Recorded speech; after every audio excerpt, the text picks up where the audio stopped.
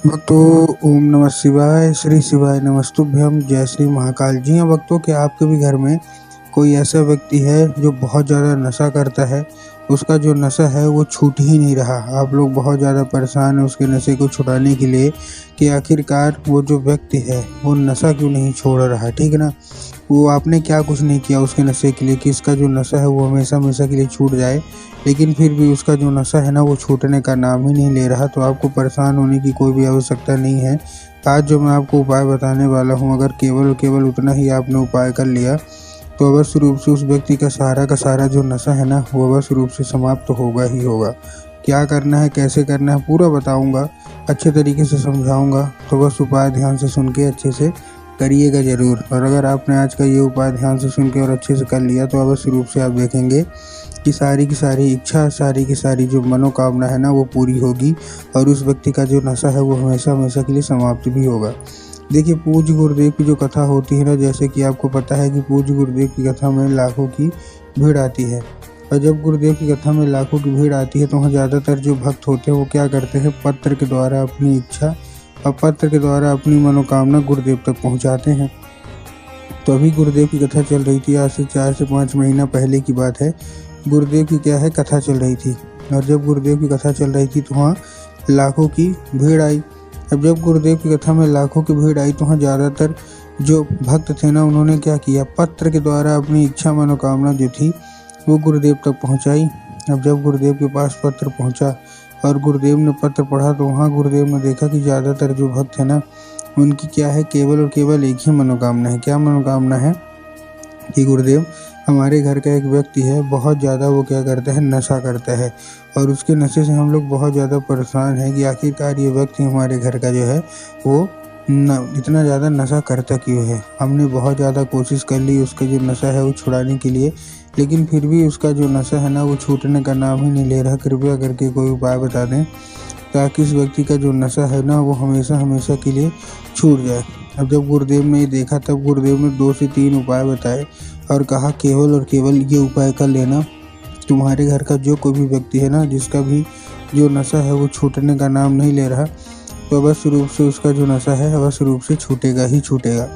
अब जब गुरुदेव ने उपाय बताया तो लोगों ने जा जाके इस उपाय को घर में करना शुरू कर दिया। अब जैसे ही लोगों ने जा जाके इस उपाय को घर में करना शुरू कर दिया, वही लोग गुरुदेव की कथा में मात्र 1 से 1.5 महीने के बाद वापस आए। अब जब वही लोग गुरुदेव की कथा में वापस आए तो उन्होंने क्या किया, फिर से एक बार गुरुदेव को पत्र लिखा। लेकिन ये वाला जो पत्र था ये गुरुदेव को धन्यवाद के रूप में पत्र था कि गुरुदेव धन्य हो आपका, आपके द्वारा बताया गया उपाय हमने कर लिया है, हमारी सारी की सारी इच्छा, सारी की सारी मनोकामना जो है ना वो पूरी हो गई है और ये केवल और केवल आपके द्वारा बताया गया उपाय के कारण ही हुआ है। आपने जो उपाय बताया उसको हमने कर लिया है और हमारे घर का जो व्यक्ति था ना जो कि बहुत ज़्यादा नशा करता था उसने पूर्णतः नशा छोड़ दिया है। आपका कोटि कोटि धन्यवाद। तो देखिए, जो लोग भी मेरी आवाज़ अभी सुन रहे हो ना, अगर आपको भी जानना है कि आखिर ऐसा कौन सा उपाय है जिसको करने मात्र से जो नशा होता है वो हमेशा हमेशा के लिए छूट जाता है, तो चलिए हम बताते हैं आपको आज की इस वीडियो के माध्यम से कि आपको करना क्या है। तो बस उपाय ध्यान से सुन के अच्छे से करिएगा ज़रूर। लेकिन उसके पहले चैनल पर अगर पहली बार आ रहे हैं और आवाज़ मेरी पहली बार सुन रहे हैं तो वीडियो कर दें लाइक और चैनल को भी कर लें सब्सक्राइब, ताकि पूजनीय पंडित प्रदीप जी मिश्रा के रोज़ नए नए उपाय जो कि मैं उनकी कथा से सुनता हूँ, श्रवण करता हूँ, सबसे पहले मैं आपको प्राप्त करा सकूँ। ठीक, तो देखिए, जो हमारा सबसे पहला उपाय है, इस उपाय को आपको करना क्या है। जो हमारा सबसे पहला उपाय है, इस उपाय में आपको लेना क्या है, केवल और केवल 3 काली मिर्च और 1 धतूरा। क्या लेना है, 3 काली मिर्च लेना है और 1 धतूरा लेना है। अब देखिए, काली मिर्च और काली तिल में ना बहुत सारे लोग कंफ्यूज होते हैं, काली मिर्च क्या है, काली तिल क्या है, हमको थोड़ा साफ साफ बताओ। तब गुरुदेव ने साफ साफ बताया है कि आपको काली मिर्च लेना और काली मिर्च लेने के साथ साथ आपको 1 धतूरा चाहिए और धतूरा लेने के बाद आपको कहाँ पहुँच जाना है, जो व्यक्ति नशा करता है ना उसी को भेज देना है कहाँ, सीधे सीधे शिव मंदिर। अब जैसे ही शिव मंदिर पहुँचेगा, शिव मंदिर पहुँचने के बाद करना क्या है, जैसे शिव मंदिर पहुँचेगा, शिव मंदिर पहुँचने के बाद उसको बोलिएगा कि दक्षिण दिशा में खड़ा हो जाए और उत्तर की ओर अपना चेहरा कर ले।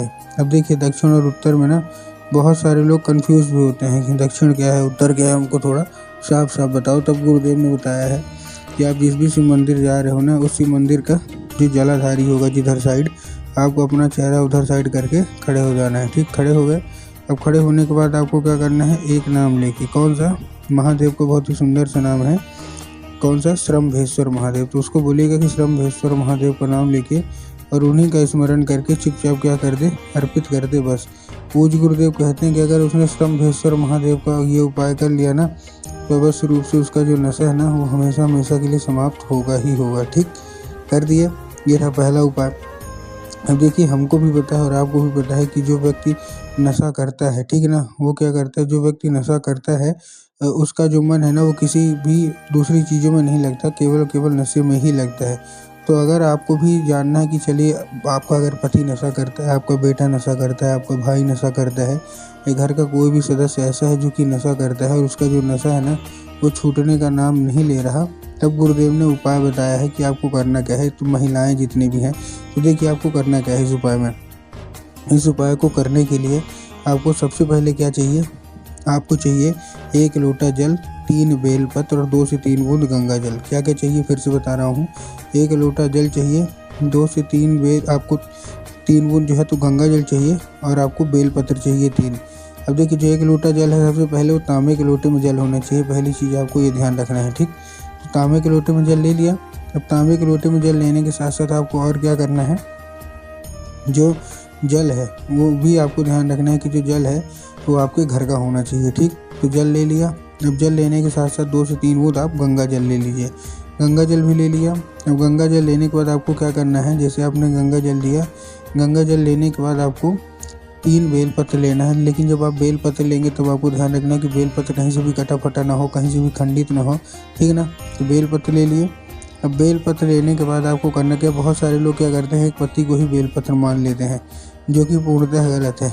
आपको भी पता है कि एक पत्ती का तो कोई बेलपत्र होता ही नहीं है। 3 पत्ती मिलके जो बेलपत्र बनती है वही बेलपत्र आपको ले लेना है। ठीक, ले लिया बेलपत्र। अब बेलपत्र लेने के बाद आपको करना क्या है, जैसे आपने बेलपत्र लिया, बेलपत्र लेने के बाद आपको पहुंच जाना है सीधा शिव मंदिर। अब आपको क्या करना है, वो बेलपत्र अर्पित करना है, और बेलपत्र अर्पित करने के बाद आपको 1 लोटा जल अर्पित करना है, और बाबा से कुंदकेश्वर महादेव का नाम लेके उसको मांगना है औषधि के रूप में, कि बाबा कृपया करके हमको इसको औषधि के रूप में प्रदान करिए, और कुंदकेश्वर महादेव का नाम अवश्य रूप से बोल दीजिएगा। ठीक, बोल दिए। अब बोलने के बाद आपको देखिए करना क्या है, जैसे आपने बोल दिया, बोलने के बाद आपको क्या करना है, चुपचाप उसको, अब जब वो जल जलाधारी से नीचे गिरेगा तो आपको किसी दूसरे पात्र में उसको भर लेना, कोई भी कटोरी हो, गिलास हो, आपको भर लेना है। भरने के बाद आपको क्या करना है, उसको लेके आ जाइए घर और उसी व्यक्ति को पिला दीजिए। पूज्य गुरुदेव कहते हैं कि धीरे धीरे करके जब उसके अंदर जो जल है वो जाने लगेगा तो उसका सारा का सारा नशा समाप्त हो जाएगा।